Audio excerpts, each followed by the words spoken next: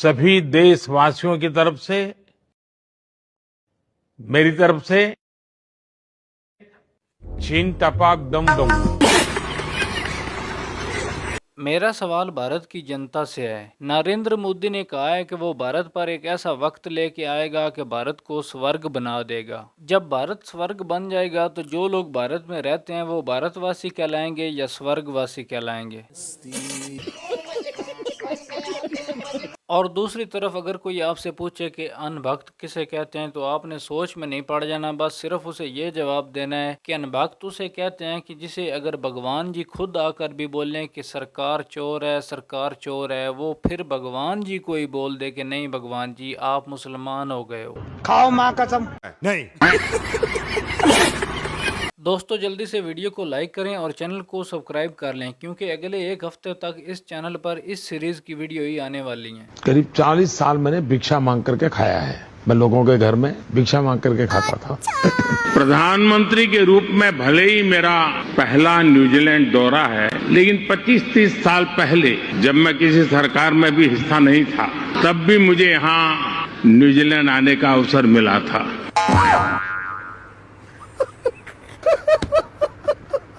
नरेंद्र मोदी का कहना है कि कांग्रेस के दौर में बच्चों वाली टॉफी पर 21% टैक्स लिया जाता था। बंदा पूछे मोदी जी भले ही 21% टैक्स लिया जाता था, लेकिन 1 रुपए की 4 आ जाती थी, और अब आपके दौर में 1 रुपए की 1 आ रही है। वाह मोदी जी, कितना झूठ बोलते हो आप। कुछ लोगों की आदत होती है कि वो जिस थाली में खाते हैं उसी थाली में थूक देते हैं। भारत की कुछ लोग बोल रहे हैं कि मोदी बिल्कुल अनपढ़ है। जरा ये वीडियो देखिए और मुझे बताएं कि कोई अनपढ़ बंदा ऐसे इंग्लिश बोल सकता है? बायोडिग्रेडेबल मटेरियल्स का इस्तेमाल, बायोडिग्रेडेबल मटेरियल्स का इस्तेमाल। भले ही मोदी सरकार में हर चीज़ की कीमत डबल हो गई है, हर चीज़ महंगी हो गई है, लेकिन अनभक्त उस वक्त भी 2 कौड़ी के थे और आज भी 2 कौड़ी के हैं। मुझे तो समझ इस बात की नहीं आती कि जिस बंदे को 97 और 57 में डिफरेंस का पता नहीं है, आप लोगों ने उसे मुल्क चलाने के लिए कैसे रख लिया? गुजरात में 1 लीटर पेट्रोल 57 रुपये यानी 97 के आसपास है। 57 रुपये यानी 97 के आसपास।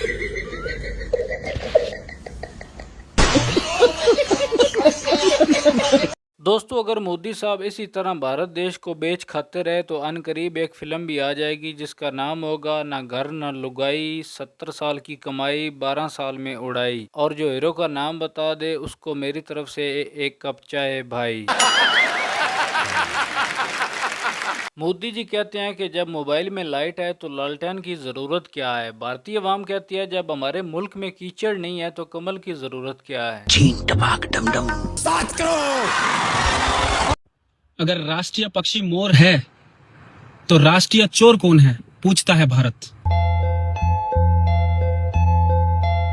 खाओ माँ कसम कि मोदी जी का नाम तुम्हारे दिमाग में नहीं आया था। अब आप सब लोगों के ज़हन में एक सवाल आ रहा होगा कि ये कमल क्या भला है। तो मेरे प्यारे भाइयों, कमल एक गाय का नाम है जो दूध तो अंबानी खानदान को देती है, लेकिन गोबर और पेशाब अंध भक्तों को देती है। ये बताइए कमल क्या है? देखिए कमल एक वो गाय है जो भारत का खाकर अंबानी अडानी को दूध देती है और अंधभक्तों को गोबर पेशाब देती है।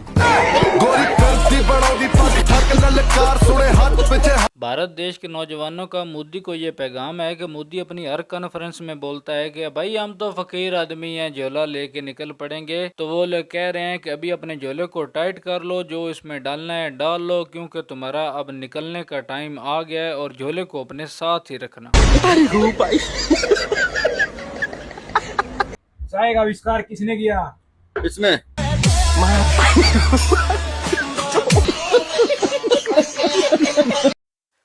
कुछ भारतीयों का ये कहना है कि अगर अंधभक्तों ने यही हाथ रखा तो अनकरीब दीवारों पे लिखा मिलेगा कि अनभक्ति को दूर करें तेल लगा के सरसों का, अनभक्त मिटाएं बरसों का।